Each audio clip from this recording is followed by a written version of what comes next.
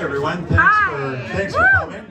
I just wanted to say that I haven't been political since high school, but the way things are, I was asked if by a local political fixer if I would host a party, and we said, Laura and I said, political party, we're in.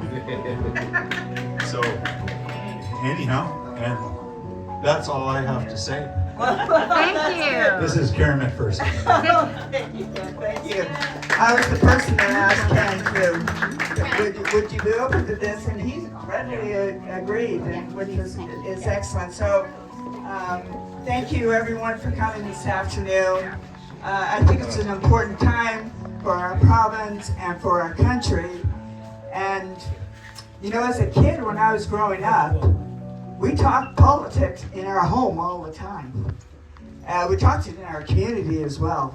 But over time, those discussions just stopped. And for various reasons, you guys all know why, probably. But I think it's time to talk about politics. Right. We need to know who our elected officials are. We need to know what they're about. Our province is in a really weak state right now. And we have to take some responsibility for that, for not being engaged in politics, because we don't like politics. Politics impacts our lives. We see it more now than ever. Our families, our community, our province. So the voters are the people who elect officials. And the officials, the politicians are accountable to us. We need to hold them accountable. That's right. There are so many decisions that are being made today by our politicians, both provincially and nationally, that don't make any sense. And we know it. Hear, hear. So the event this afternoon is about launching our candidate, Bryan Tepper, for White Rock, South Surrey. You know, Bryan, I met Bryan last December. Well, I didn't meet him, but I ran into him and he said, hey, I'm putting my name forward for a candidate for BC, for the Conservative Party of BC. And I said, great. How can I help? Here I am today. So we are 8 weeks away from the election, which is October 19th. Polls this week show that the Conservative Party has been 1% ahead in a couple of polls of the NDP. The NDP have been running our province into the ground. You know, yes, I'm just going to be frank about it. They're running it in the ground. Like, it's just crazy what's going on. So we are looking to engage you. Like, get away from being afraid for us to hear your voice and for the politicians to hear your voice. Because we need them to hear our voice and elect them and then keep them accountable. So, that's my speech. So, there's two ways you can help right now. Two ways. One, we need more volunteers. Because how many households have you door knocked on, Bryan, in the last 10 months? Well, since February, we figure about 12,000 right now. 12,000. That's a lot of steps. I count my steps. That's a lot of steps. And I'm thinking, that's awesome. And so we need to help him get elected in our riding. There's two ways. I have some information here that I'll hand out and pass around after the guys speak, but there's two ways. You can go online to the Conservative Party of BC /Bryan Tepper, and there's two buttons there that are really, really important for you to look at this weekend. One is volunteering, and the other is giving, financial giving. So please go to that and support us in bringing our province back to some common sense politics. Okay, so Bryan, I'm introducing Bryan now. Bryan is a retired RCMP officer. The guy looks way too young to be retired, but he is retired. And he's been living in our community for 2 decades now, Ocean Park and then Crescent Beach.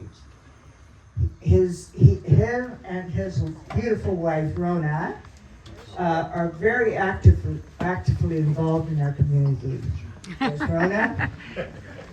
And most of them have to do with water sports, so I'm thinking, well, that's good. Maybe they can help us get out of this drowning debt we're in. So I'm just gonna look. So he is with the volunteered with the Ocean Park Community Association, the Crescent Beach Property Owner Association, the Crescent Beach Swim Club, the Surrey Orcas Water Polo, the Crescent Beach Yacht Club, and all levels of government. So please, please give me a warm hand in welcoming Bryan Tepper.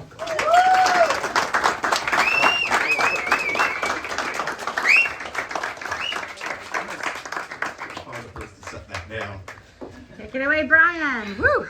All right, well, first thing I'm going to say, as we were singing "O Canada," was, God keep our land free, right? That's one thing we've been missing lately. Government has been intruding in our lives way too much. They've taken over our healthcare system. They're taking over the legal system with the lawyers. They've locked us down for a couple of years, whether that was appropriate or not. But the Supreme Court found it was unconstitutional, so that was an issue for me as well when that was going on. But my first thing is to thank Karen. First of all, thank you, Karen, Ken, and Laura. I think we actually only have Zishan here from the party, so he is running in Surrey Centre. I haven't decided which one of he and one of the other guys are the hardest working guys in the party, but he's definitely one of the top 2. So he's doing a fantastic job. And the other person I got to thank is Rona. If you want to put your hand up, wave there. I think more people know Rona than know me, so that's a good benefit on my side, and people actually like her. So they put up with me, and we're good. What I do want to do, I want to tell a story about Rona and how she became a conservative. So, back when we were getting married, you're gonna be excited about this one. Back when we were getting married, Rona was as she tells it, she was in the bridal boutique, and a woman came in while she was in there and said, you know what, the clerk came up to her and said, how can I help you? She said, well, I'm looking for a wedding dress for my 4th wedding. And which caught Rona's interest, so she was watching closely, and again, as Rona tells it, she says, well, what kind of wedding dress would you like? And she says, well, I like a long flowing white gown with a veil. You could see the sales clerk was a little taken aback and wasn't sure how to approach that, but said, maybe that kind of dress is more appropriate for a first wedding. Maybe somebody that's a little more innocent. Well, Rona says the woman was a little bit taken aback and said, well, I assure you I'm just as innocent as any of those other brides. And she said, well, the sales clerk said, I don't understand how that could be. And so she tells her, she said, well, my first wedding, I married a wonderful man, except for the excitement on our wedding day was a little too much for him. And as we were checking into the hotel, he died. And the sales clerk says, well, that's unfortunate, but what about the other ones? And she goes, well, my second one, we got married, and on our way to the reception, we got into a horrible fight in the limousine. And we haven't spoken since, and we got the marriage annulled. She said, okay, well, that's fine, but you've got one more. And she said, well, yes, that man, well, I married the president of the BC NDP. And she said, what happened was he just, for 4 years, he sat on the edge of the bed and told me how great it was going to be. And I didn't screw that up too bad. Okay, so anyway, I don't like to take things too seriously, so that's how I go. There's whether things are serious, life doesn't cease to be funny. When life's funny, things don't cease to be serious, right? Which I go into the serious problem right now, and I'm going to try and keep this all a little bit shorter. So I'm going to talk about crime. We have a huge problem going on in this province right now with the court system, right through to the policing. In coming from a policing background, I will say the police don't get the support that they need from government. It's turned into attack the police. It started a few years back when they were talking about, it came up through the United States with defunding the police. But with David Eby, I don't know how long people have known. I knew him back in the 90s when he was harassing the police on the street that were trying to arrest people. I once saw him yelling at police that were arresting a violent man on the side of the street, and he was screaming at them, "You're not allowed to do that." So that's what we're dealing with support for the police on our government front. They've allowed the decriminalization. Well, they pushed the decriminalization of drugs on us. It's been an abject failure. We need to end that immediately, and we will end that immediately. I don't know how fast John will get to that in his speech, so I will. I'm trying not to cover too much that he might cover. We want rehab and treatment. That's the way to go. Free drugs is not working. You know, it's at best keeping people alive a little bit longer than before, but it's all caught up to us. As everybody knows, we're having people OD at an amazing rate. It's record every month, let alone every year. We have record ODs. We need to get these people in treatment, rehabilitation. I'm actually going to jump to another portion because it's going to tie in with that. Is everybody saw the automatic weapon fire we had going on in White Rock? I mean, automatic weapons have been illegal in Canada since the 70s, as long as I've been alive. So I've never seen one other than in a locker that was seized at one point, and that was it. We now have them on the streets. People are using them at will, and there's no punishment for anything that's involved in it. It's become outrageous. And the reason I say that is because myself and one of the constables that worked for me in White Rock, we'd arrested a gal. She was a drug dealer, heavy drug user. She had, I want to say we charged her probably 4 times. On the 4th time, she actually got jail time, went through rehabilitation. She actually lives quite near to where that shooting was, ran into her because of that shooting. She is married, she had 4 children, they were all taken away from her. She's got them all back, she has a job, she's living a life. She thanked us for arresting her, getting her help. So I don't know if everybody is on the streets is going to say that when they're going through drug dependency, but and from what I've seen, getting people into treatment and rehabilitation works. And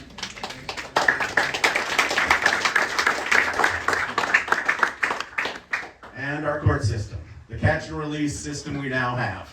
Even if you are charged, which is you got a minimal chance of getting through on a charge, they're now releasing people immediately from custody, unless they can find some other way that they very, very rarely hold somebody. And for that, I'm going to go back to the news of the last couple of days. We have a man that broke into a woman's house, sexually assaulted her, went away, he was arrested, released the next morning. He doesn't even have a condition for a curfew. No condition that would keep him from doing that again. So we have to sit with that. The other one now, about 2 months ago, everybody saw it on the news in Surrey. We had a fellow that had committed several violent offenses, arrested, broke into the woman's house, and he killed her on the sofa while she was watching TV and her boyfriend had gone off to the bathroom. So we end up with that. And my final story on this, just to bring everybody up, we have the guy that had his charges dropped because of delays in the court system. The judges are using, I call it excuses to find reasons to drop things. I don't know why you would use an arbitrary deadline to say this has been too long to charge on a man that sexually assaulted a 3-year-old girl. Released without charges. And really, even if he was not guilty, he now no longer has the ability to clear his name. So either way, society loses, he loses. That's what I was going to say. In summation to that, the laws are made in Ottawa. We administer them here in the province. It's time that we actually administer them and not just let them languish out and have nothing to say about them. I wasn't going to bring anything else up with the economy because it came out today and I have to read the numbers off this. But since 2022, the NDP have created 63,800 public sector jobs. There's been 5,300 private sector jobs created in that same time. That comes out to 12 public sector jobs for every one person that's paying for those private sector jobs. Obviously, we can't keep up with that because I don't know how much that person in the private sector can make, but you got to pay for 12 people now. They set a record for a deficit, and not only that, they managed to break it by $829 million that they've gone over budget this year. The last thing I want to say is, finish up, during my career, the RCMP, I've been kicked, punched, scratched, spit on, and I think that actually counts for a basic training for being in government, so I think I'm ready to go.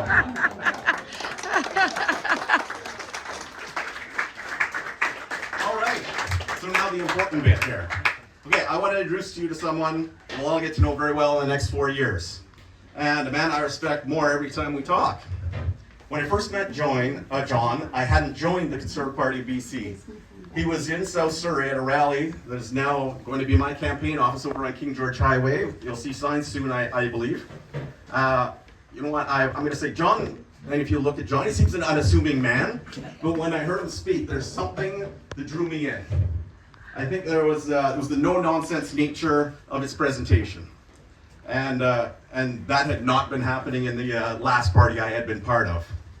And I think everybody started to sort of see that, and that's what's happened with this blue wave that we're ending up with here.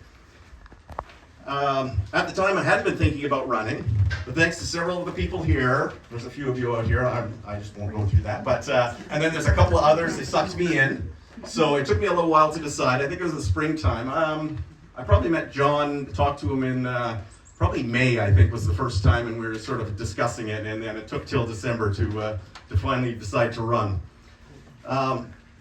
What finally made my decision up to run was John has had all the candidates make a pledge that will represent our ridings before we represent the party.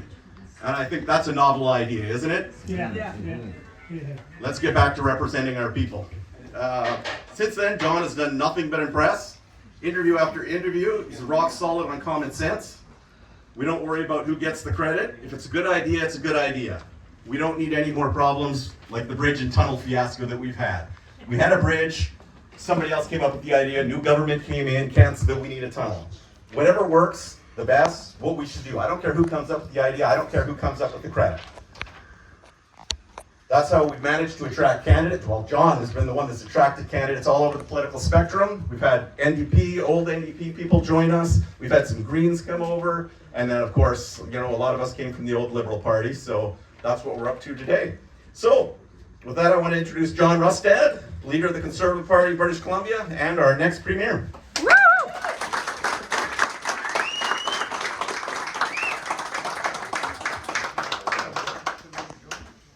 Thanks, Brian. It's great to be able to be here, and I'm so happy actually to be having the chance to be back down in this neck of the woods.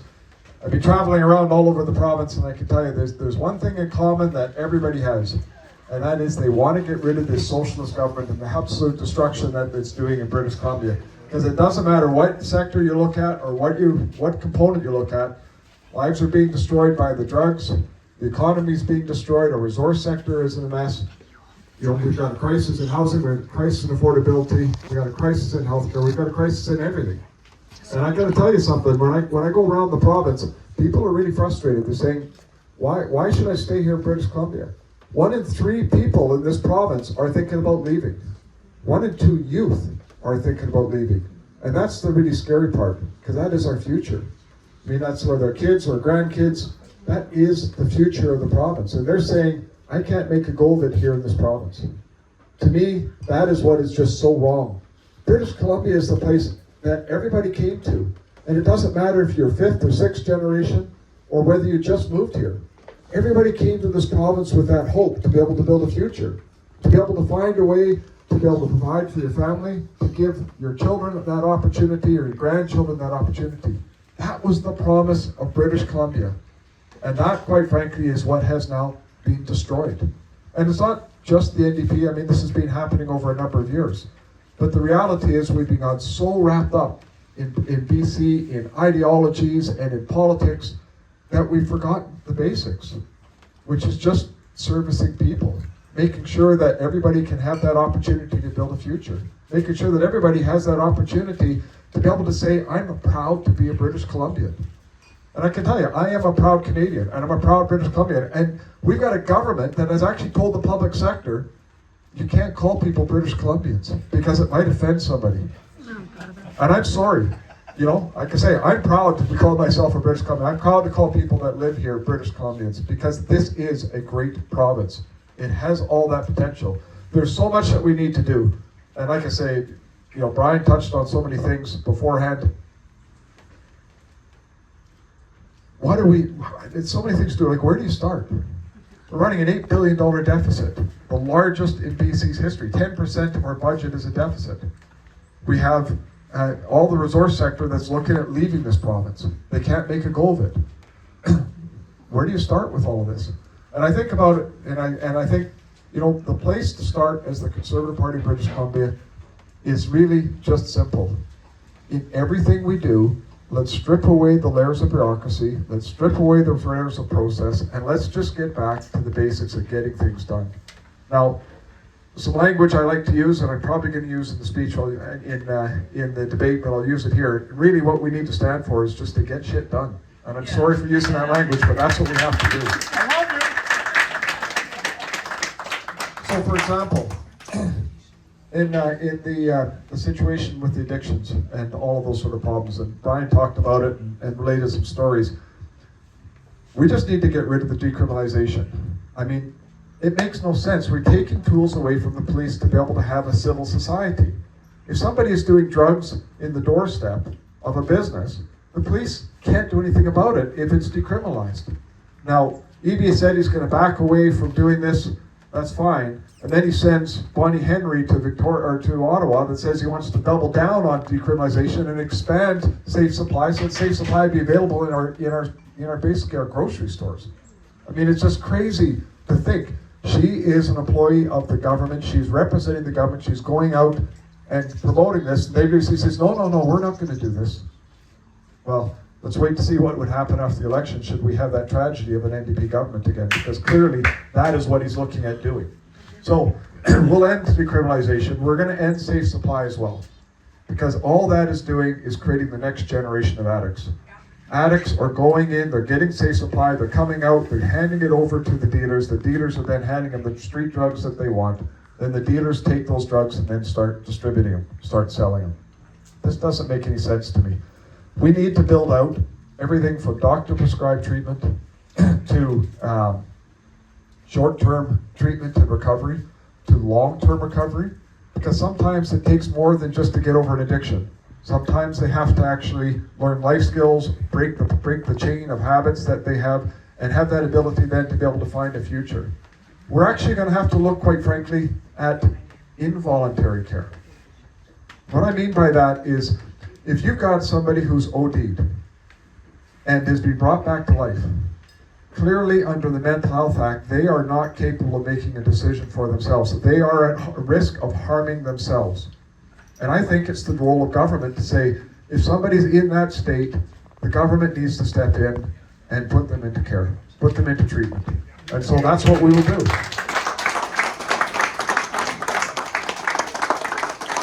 And more than that, you know, there was a couple in, I can't remember which community they're from. There's a couple that had, you know, 14-year-old son and 11-year-old daughter, and both those children were addicted.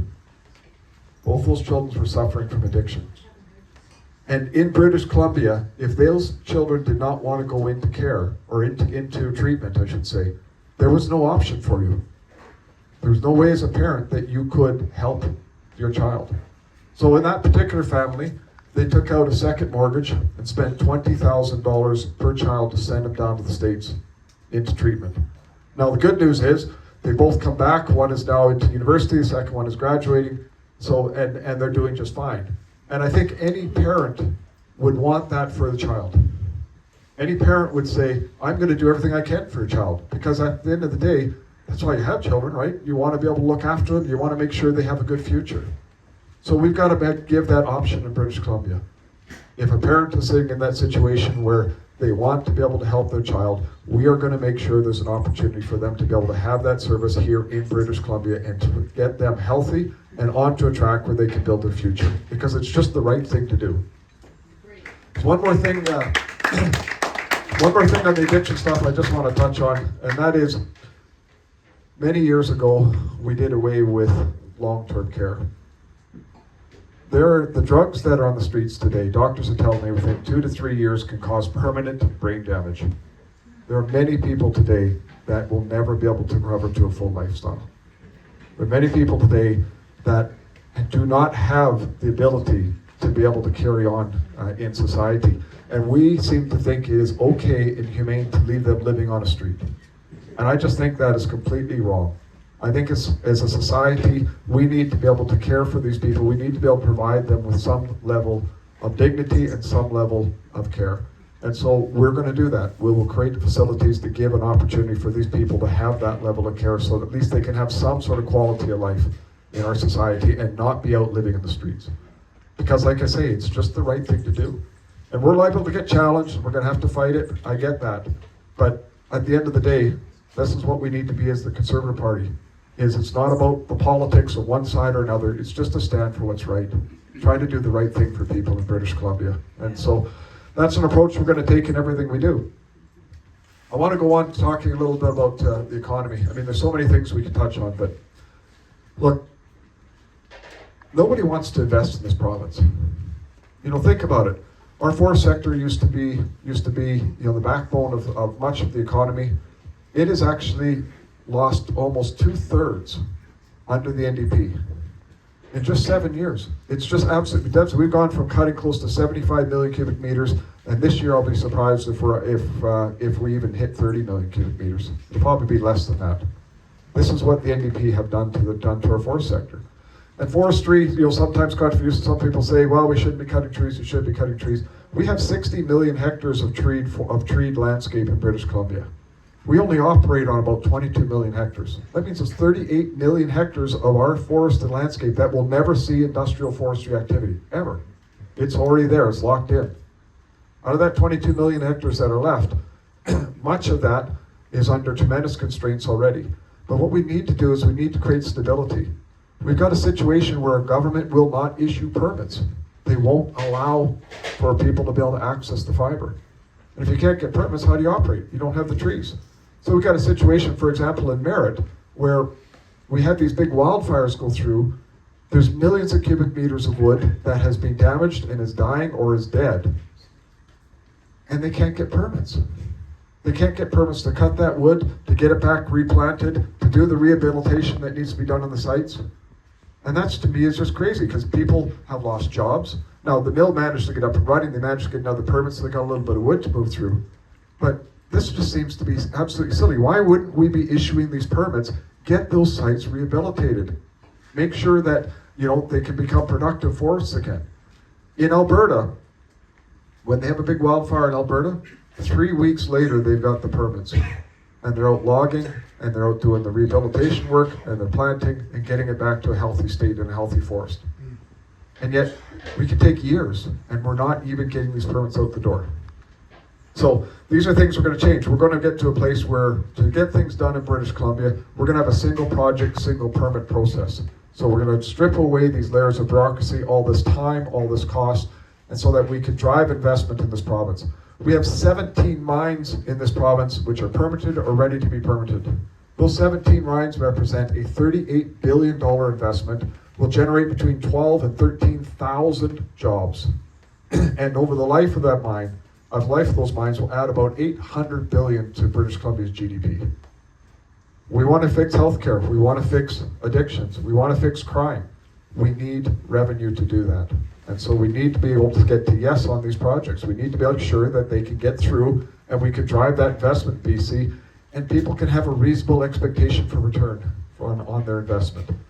And I think about all these things and we talk about it from a business perspective, but the reality is this: if you're going to tackle affordability, you need to be able to create good jobs. If you're going to tackle the affordability issue, you need to be able to see wage growth. You need to see a fact that families can stay in this province instead of moving out and leaving. So all of this is about trying to create that environment for people to be able to invest in this province, create those jobs, and also pay good wages for people. We need we need to do a couple other things too. And like I say, you wonder where to start and how much to talk about because there's so many things that need changes with this government. So maybe I want to touch on 3 or 4 more things. Healthcare. I'm just going to go over this quickly in terms of healthcare. Healthcare is in a complete crisis in BC. It is on the verge of collapse. You look at it around the province. I mean, 10 years ago, did we ever hear about ER rooms closing? No. Or diversions? Maybe once in a while you'd have a rare situation, but not daily in some region of the province, not the long periods of time, which is what we're hearing today. Not Peace Arch. What's that? Not Peace Arch. Hospital. Yeah. So, and you've got 1 million people in this province that don't have a family doctor. Our emergency rooms are jammed. You go to emergency room, they have posts on there, expected 8-hour or 10-hour or 12-hour wait to go into an emergency room.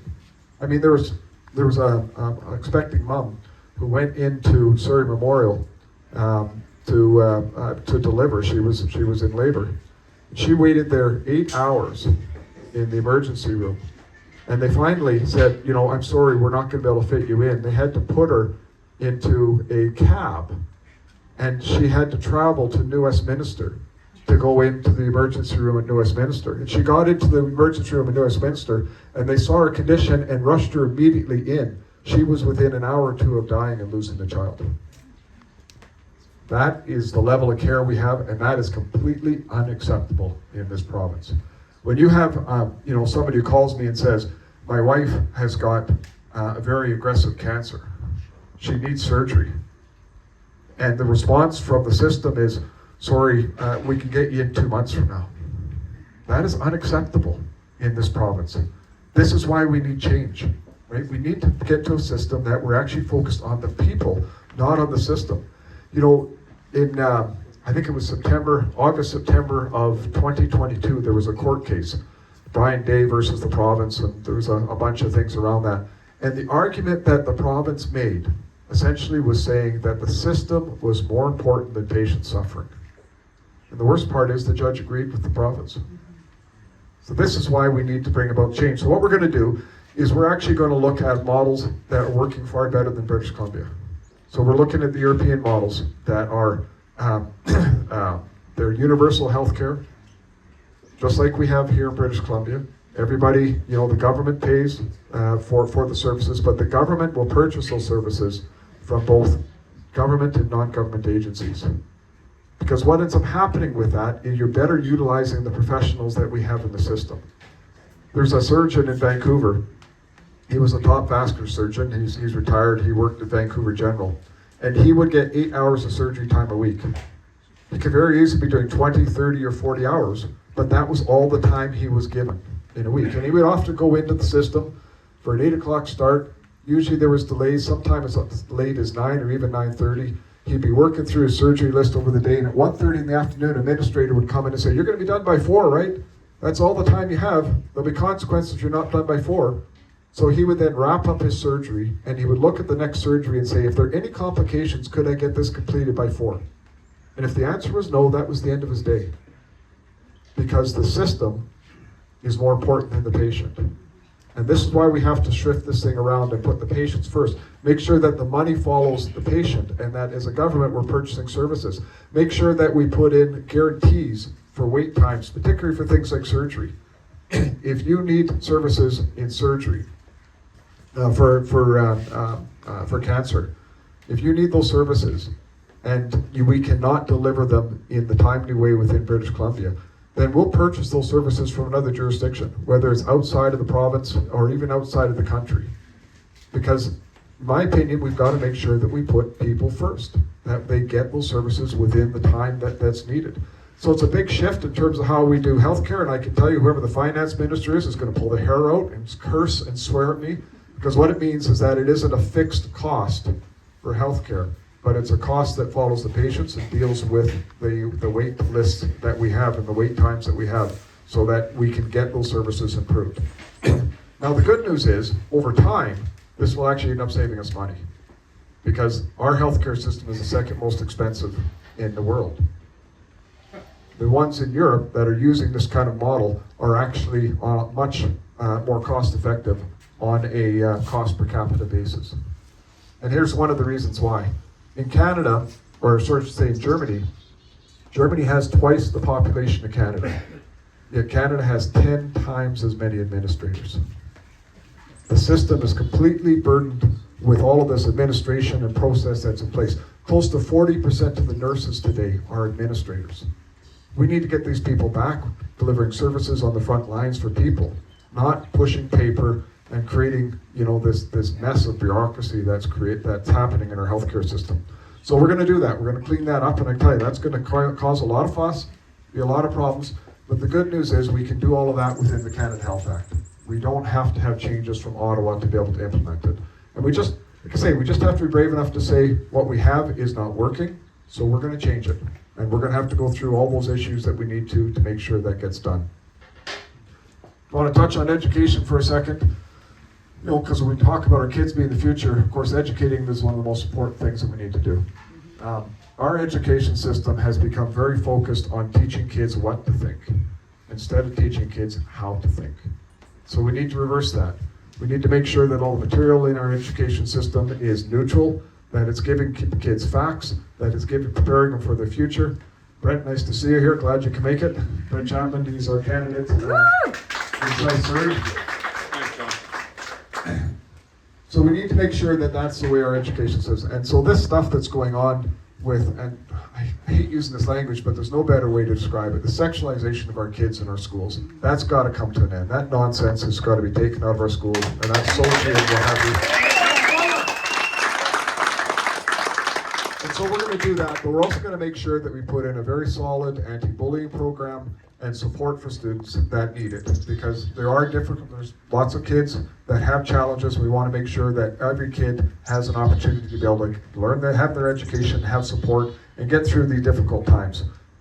So that's just briefly some of the things that we'll do in education. Crime. Bryan talked a lot about crime. The reality is, with the bail system that we have and this rotating door and these people that are getting thrown back out onto the streets and just committing more crime, criminals are getting emboldened to do more serious crimes because there's no consequences. And I'm sorry, I actually believe strongly when people are committing serious crimes or when people are, these prolific offenders, they need to do time. There needs to be a consequence. And so we're going to push for bail reform, of course, because we need to get that done. We're also going to push the federal government for guaranteed minimum sentencing, because it is time that we just say, look, enough is enough. These people are committing these crimes and committing these problems, and we need them off our streets. I'm told by police that 20% of the people that are committing crimes are committing 80% of the crimes. So even a small reduction of that, getting these people off our streets, will make a huge difference in terms of reducing the crimes that we have in our society. So those are the kind of things that we're going to do. We're also going to support, of course, our police and the work that needs to be done. We need to expand some of those police forces. And just today, we went out and we put a press release out. There was a call from Delta to deal with the ports. We have not had a police force focused on our ports since 1997. Shame. Less than 1% of the containers that come into British Columbia are actually checked. It is wide open for potential abuse. It's wide open for criminal activity, for organized crime. And quite frankly, I just find that offensive that is what it's become in British Columbia. So we are going to make sure that we dedicate a police force, whether it's RCMP or whether it's otherwise, that it's going to be an investigative force that's going to be dealing with our ports across this province, making sure, quite frankly, that we focus on stopping some of these drugs that are coming in, and making sure that our ports are not home bases for criminal activity, particularly for that organized crime. So that's going to be a bit of a shift, but I'll tell you something else we're going to do. We're going to send Ottawa the bill, because quite frankly, ports is federal and they should be paying for this. So we're going to have that fight with Ottawa, whoever's in there. And speaking of Ottawa, I just want to touch on a couple of little things. We've got a problem with immigration in BC. And part of this is, one of the problems is housing, but it's also we need people coming into this province. And so I actually think that we should be taking on that responsibility ourselves. I think we should not be having those decisions made 3,000 miles from here. And so I'm going to be pushing Ottawa to take on our immigration like Quebec does, so that we can actually set the targets of what we're looking for in our province, the skill sets that we need. We can work with foreign universities and foreign educational institutions to make sure that the training that they're receiving meets our standards, so that when they come into this province, they come in and they're ready to work and they can get into the various fields that we have. Because I tell you, we're shortage everything from truck drivers to teachers, from doctors to carpenters, and everything across the screen. We're short of those people, so we need to make sure when people come here, they're ready to work. They can get directly into the workforce. And I joke a little bit about this because we've got such a crisis in housing, but quite frankly, we need people to come in and be able to build homes. So, you know, one of the first things is, hey, you can build a home as an immigrant, great, come on into British Columbia and build your own home, and then build a home for somebody else, right? Because we need homes in BC. So I joke a little bit about that, but when I talk to the construction sector, developers about building out our housing supply that we need, that's the big thing they say is they don't have the people. Housing starts in British Columbia have dropped. They aren't going up. We need to double housing starts, and they're declining this year. But like I say, when I ask them, they say, well, there's kind of three things. First of all, we can't get permits. It takes 4 to 7 years to get permits and through a process. Second thing is the cost structure is so high that, you know, it makes it almost impossible for things to be profitable. And the third thing is, even if we could get permits, we can't get the people to build it. So these are the things that we need to work on to make sure that we get housing built in BC. So that's immigration. The other thing I want to talk about federally is I actually think we should take control of our own coasts. As a province, you know, we often have decisions that are made 3,000 miles away, and it's often focused on Atlantic Canada, and we're kind of added in or lumped in or grouped with those decisions. And so I actually think it's time that British Columbia takes control of our own waterways and our own coasts. So we're going to be talking to the federal government about doing a delegated authority for having us take that responsibility on, so that we can manage our coasts and we can get through these issues that we need to in a much better way. One more thing on the federal side that I just want to touch on is, this is the best country in the world. Canada really is. I mean, I've had the opportunity to travel a little bit, the privilege to travel around to some other countries, and I got to tell you, this place is great. We have so much going for us. We've got all these resources. We've got, you know, well-trained, well-educated population, but we're just hopelessly managed, and we have no sense of who we are as a nation. So I actually think what we need to do, quite frankly, is we need to create a Canada-wide free trade agreement. It's easier for me to trade with the United States than it is to trade with other provinces. We have no sense of who we are as a nation. So this is not something that Ottawa can do. This has to be driven by the provinces. And so that's something that I want to take on behalf of British Columbians, is to actually make that effort to create a Canada-wide free trade agreement and start having a sense of who we are as a country. Start actually working as a country to build up this nation and create those opportunities.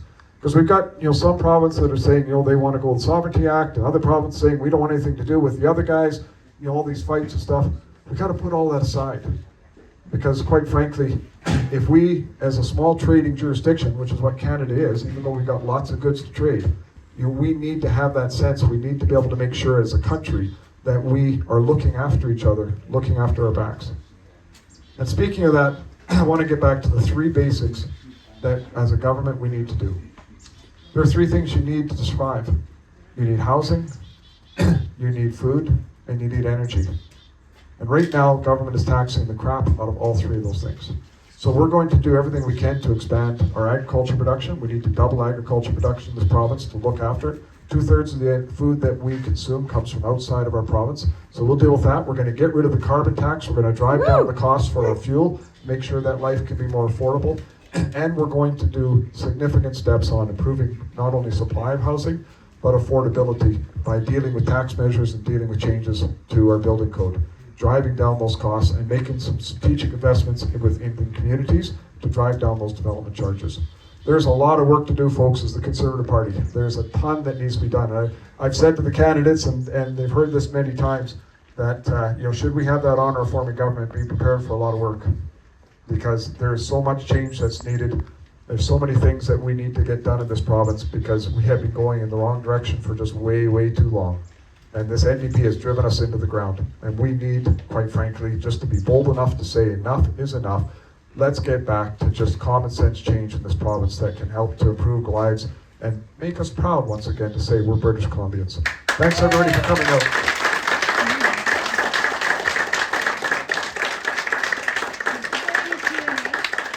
Sorry? Is there any Q&A at all? Do you want to do Q&A? Sure. Yeah. Happy to do some questions and What's the road answers. to victory? What's that? What's the road to getting elected? Good question. Well, right now, the polls are actually showing us with anywhere from a 1 to 3 point lead over the NDP. If that is the result on election day, we will form government. It's plain and simple. If that is our vote on election day, we'll form government. However, the only way that happens is we need to make sure that we can win on the ground. It's fine to have lots of people saying they're interested in supporting us. That's good. We are particularly very strong with 18 to 35.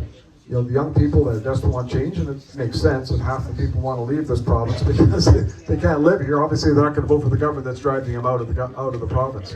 However, where we are actually needing a lot of support is the 60 plus, because the 60 plus are still kind of wondering, you know, well, maybe it should be United, maybe it should be, you know, the Conservative Party, and well, we're not sure about the Conservative Party, so I don't know, maybe we should keep the NDP. Like there's that kind of confusion that's going on. Crazy. So we need lots of people to be engaged, talking to people about who we are, what we're doing, and about what we are as the Conservative Party, to make sure that they understand and have that opportunity to be able to support us on election day. Ken, would you mind asking your question about the building and the Airbnb stuff? Oh, we've being involved in different construction projects around the province. We had a project in Kelowna ready to go next to the new UBC campus, and when the Airbnb edict came down, we lost all our pre-sales. So now there's not going to be 360 units because there is no pre-sale requirement met to get financing. So it's just a horrible short-term policy. So the question was about short-term rentals, Airbnbs. Here's what EB has done with housing. They said, first of all, it's foreign investors that are creating the problem. And then they said it's speculators that are creating the problem. Then they said it's people with empty houses that are creating the problem. Now they're saying it's Airbnb or short-term rentals that's the problem. The reality is this, it's government that's the problem. That's right. It's government that's the problem with housing, not Airbnb or anything else. So we're actually going to reverse that act. Like, we're going to get rid of it. It will be repealed, because I actually believe strongly that it is local government that needs to make the decisions about Airbnbs and about short-term rentals. It's local government that does the zoning. It's local government that issues the business licenses. It should not be done by the province. And so I will get back to that. Airbnb, that legislation is gone. Matter of fact, actually, the first piece of legislation I would love to move forward, and I'm being a little cheeky by saying this, but it'd be called the NDP Repeal Act, and we'd have a whole list of their bills and just get rid of that junk. Yeah, on immigration, and it's a big problem. And what are you going to do about shutting down these phony institutions set up for the sole purpose of getting people into this country and selling it for, say, $100,000? These kids come in, they're going to some phony school, getting some BS degree or what have you, or diploma, and they're living in flop houses. There's 25 to a house kind of thing. Given that falls under provincial jurisdiction, can you shut that down? Yes. Good. And we will. We'll look at it, and I'll just keep it straight, plain and simple. So that is something we're going to look at, certainly advanced education, making sure that the facilities in this province are certified, meeting the standards, and not taking advantage of students, not taking advantage of people coming in, and certainly not being used as a backdoor for immigration. Okay, Hutch, we'll go with Hutch first, and then John, good afternoon. I'm desperate to watch your interview with Jordan Peterson. When is it coming out? Please tell me it's going to be before the election, because I think it could be groundbreaking. So, yeah, train moment. No, we might not hear. So we've talked to Jordan Peterson's crew about getting it out. We've asked them to get it out as soon as they can. So it may come out sooner than this, but I think at the very latest it'll be out September 2nd. Perfect. Thank you. And I have to admit, it was a real pleasure to meet him. They actually invited us to come for the interview. And so I thought, well, that was pretty cool, being invited, because he's only done 3 other politicians. He's done, or 2 other politicians, current politicians, which is he's done, let's say, Daniel Smith, and he's done Pierre Polio. So I was quite privileged. And so, I mean, it was wonderful to meet him. I have to admit as well that usually they do these things by remotely. You know, they send a crew out to wherever you are. Jordan's usually somewhere else in the world, and he just happened to be in Fairview in Alberta, which is his hometown. And I just happened to be up in the Peace Country at the time. And so I just stayed an extra day and drove up to Fairview and actually got to meet him in person. So it was great. We had a good conversation. Richard. Okay, on the immigration and the crime, is my opinion, any immigrant who comes to the country and commits a crime, they and their extended family should be sent home, never to come back here again. Yeah. So That's number one. yeah, and I'm in agreement. Like if you've got somebody who's not a Canadian citizen who's come into this country and is committing a serious crime, we should have an opportunity to be able to give them the exit door. Yeah. Number two, with the housing concerns we have right now, we live in a part of the country where we're bound by 5 things, 5 restrictions. U.S. border, Pacific Ocean, North Shore Mountains, battlefield of the ALR, plus a underground water system that really restricts where we can go. The easiest and simplest way to relieve that is take some of the land out of the ALR and allow some housing to live there. Now, when NDP first went in back in 1973, there were thousands of hectares in the ALR. According to Canada, there were thousands more. I asked them one time, I said, do you keep track? I mean, how many hectares did they put to use for agricultural purposes in that period of time? The answer was, we don't keep records on that. I should have said, you keep your job, don't you? So the question is whether we'd be able to use agricultural land. I would say there's a 6th constraint to housing, and quite frankly, that's provincial government. So that needs to go. However, would we use agricultural land for housing?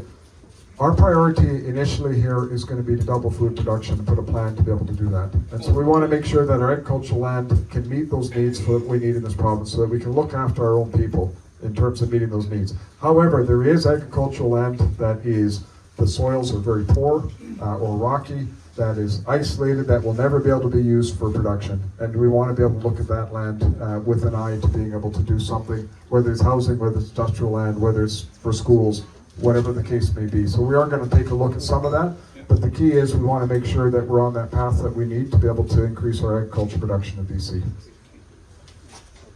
What do you want, Judy first? Thank you, John. We've all seen Trudeau's obsession with censorship, of speech censorship, and this new bill he's proposed, this online harms bill, is just extremely dangerous, that an anonymous person can accuse you of something because their feelings might be hurt. So it's very dangerous, and we've all seen the 1,000, maybe 1,400 people arrested in England for posting something on Facebook. Well, we have an elderly gentleman in Chilliwack that's in front of the Human Rights Court because he posted something on Facebook and maybe hurt someone's feelings, and he's in front of the Human Rights Court. And so I just want to say thank you for your willingness to stand up against the sexualization of our children. And my son was in grade 12 when this whole, and Christy Clark brought in this SOGI thing, the Concealer both brought it in, so I'm so glad that we're going to be ones to take it out. But I would love to encourage us all to stand up for this school board trustee and other trustees that have courage to stand up. That's for the children of our schools. Next question then? Yeah, thank you. Yeah, I wasn't going to bring this up, but it was kind of timely with something my brother said today.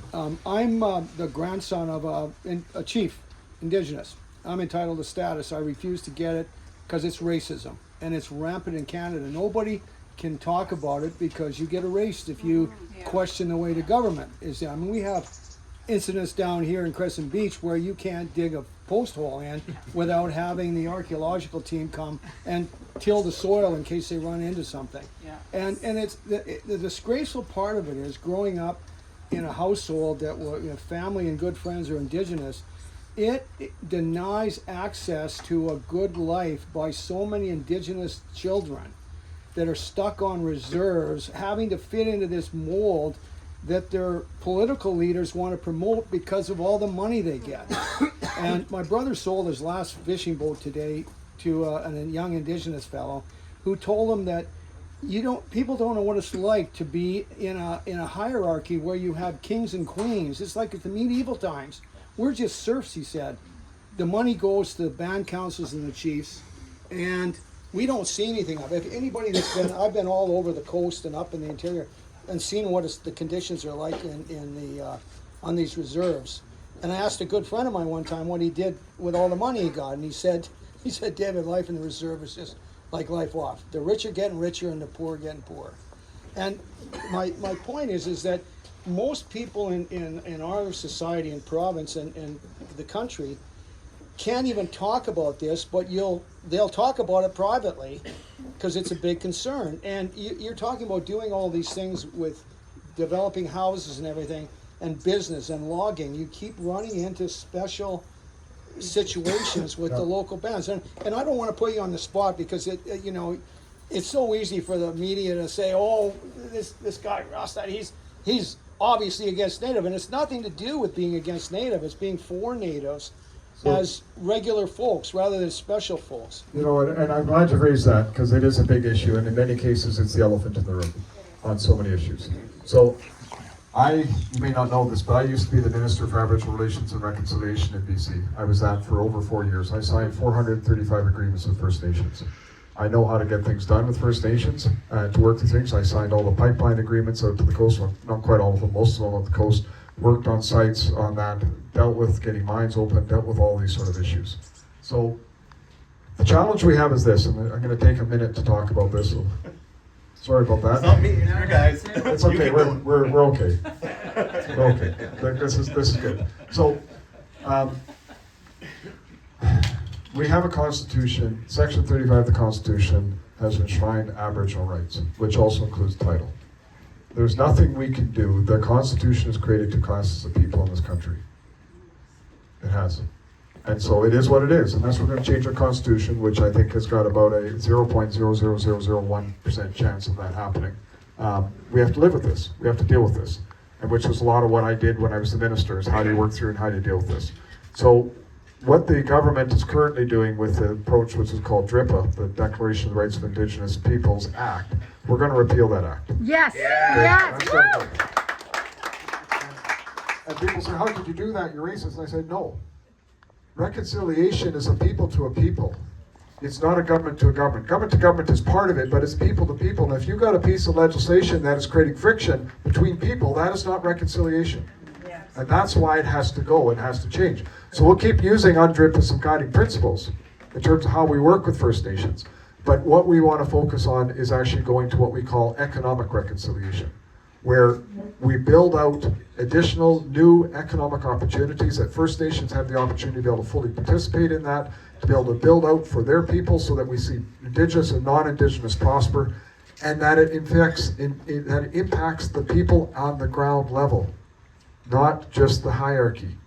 And that's where I want to get to. And that's what we did with many of the agreements that I did. So many of the First Nations, entered that. And I'll tell you a little story, and I've said this many times, but when we were signing these agreements on the pipelines, one of the chiefs for the pipeline who was signing the agreement, he was in tears.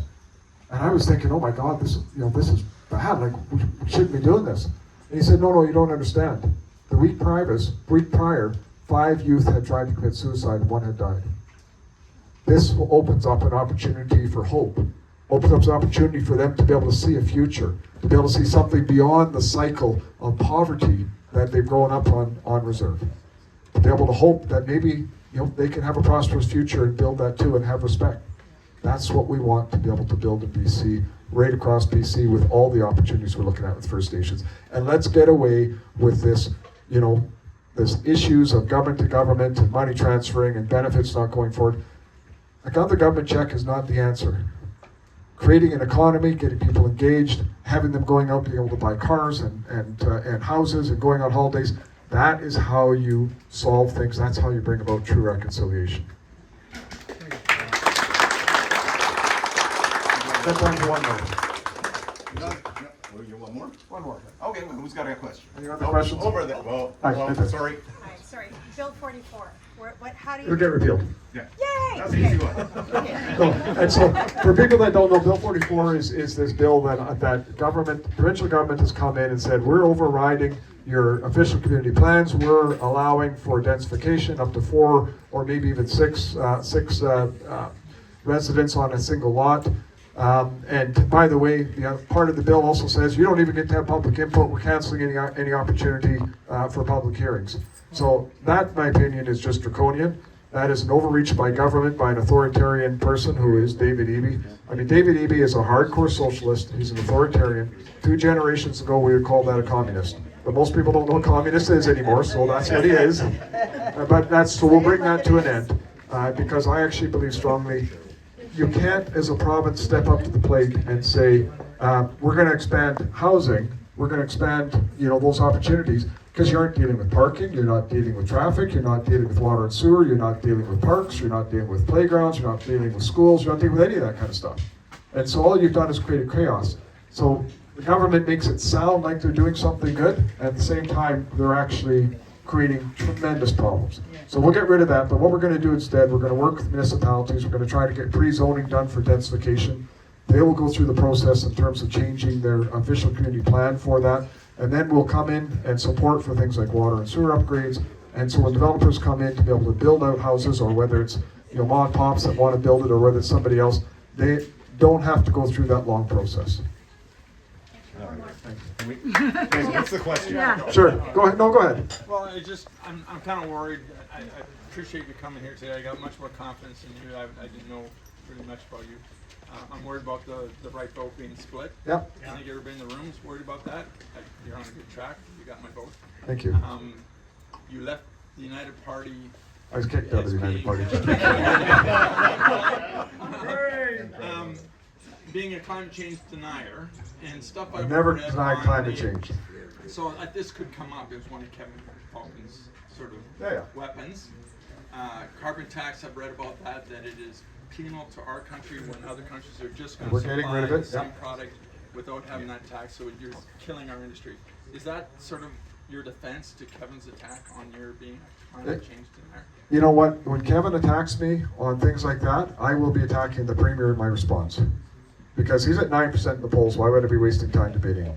I'm sorry. Yeah. And I don't mean that to be mean or to be vindictive. He's just 9% in the polls. I'm not going to be debating Sonia. When she asks me a question, I'm going to be attacking the Premier, right, in terms of it. So let me ask, maybe just talk about this for a second here then, because this is the question that everybody has, which is, how do we deal with BCU and the potential split?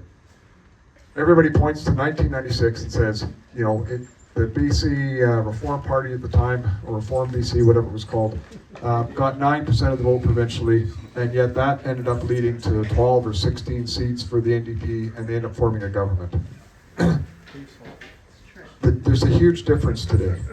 The difference is, back then, the Reform Party had a huge base in rural BC. They got 21% in rural BC. And they got virtually nothing in other parts of the province, which averaged out to 9%. That 21% split the vote on a dozen seats or more. That is what ultimately led to the NDP winning power. At 9% with the BC United, which is where they're at today, they don't have a base. Their strongest polling area is downtown Victoria. Okay, the second strongest polling is like Delta South or parts of Vancouver. In Surrey, they're below they're like 6-7%. In northern BC, they're like 4 to 8%. There's a few areas where they spike up a little bit higher, and so they're not going to be as big a factor in many of the areas as something like 96 is. There is about half a dozen ridings that they could impact. There's no question there, and so if we don't have that opportunity to remove them off the table, to find some way to be able to work together, I just have to hope that the people unite around a single objective, which is to get rid of this very destructive NDP government in BC. So that's what we'll be campaigning on, but when Kevin Falcon asks me a question, I will be responding with my attack against David Eby and what we're going to be doing, because there's no point dealing with that nonsense. All right, everybody, thanks very much. Thanks for coming out. Thanks for supporting Bryan. It's going to be a great candidate for us. It's going to be a great MLA for us and working so hard. I'd like to say, Zishan, thank you for coming out as well. Where'd you go, Brent? Where is he? Back to the summer. We can answer more questions too when Yeah. you're gone. Anyway, and like I say, we got a great team that's running for us around the province. Don't let the media fool you about all this nonsense and stuff that comes out in the attacks. These people are down to earth, hardworking people that just want to do the right thing for British Columbia. I'm very proud to be leading this team. Thanks again, everybody. We'll get a picture with us three, and then with those two come in. Take the middle one. Okay, guys, hop in. I was just parking cars. How they let anybody in? Oh. Where tell us where to look. Middle. There we go. Do it again. Just do it one more time for me. Got it, thank you. Judy. All right, agree. Let's get you out the door here. Okay. These guys are gonna kill me, and it's not my fault. Right. Yeah.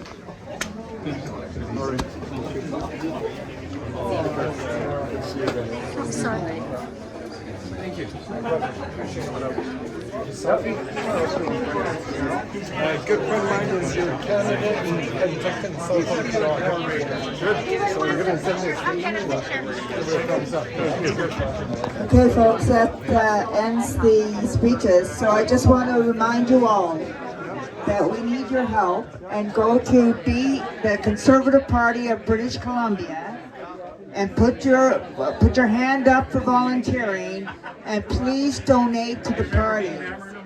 We need some funds in order to launch the campaign here in Surrey-White Rock. So please, in all sincerity, do that. Thank you very much.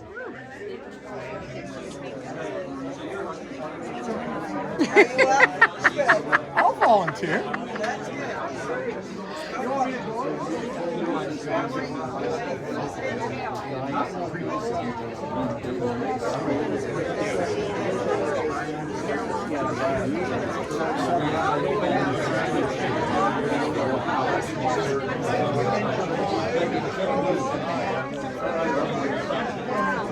Thanks for inviting us. Deliver lawn signs to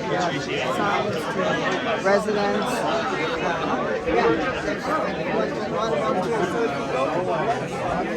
Oh yeah.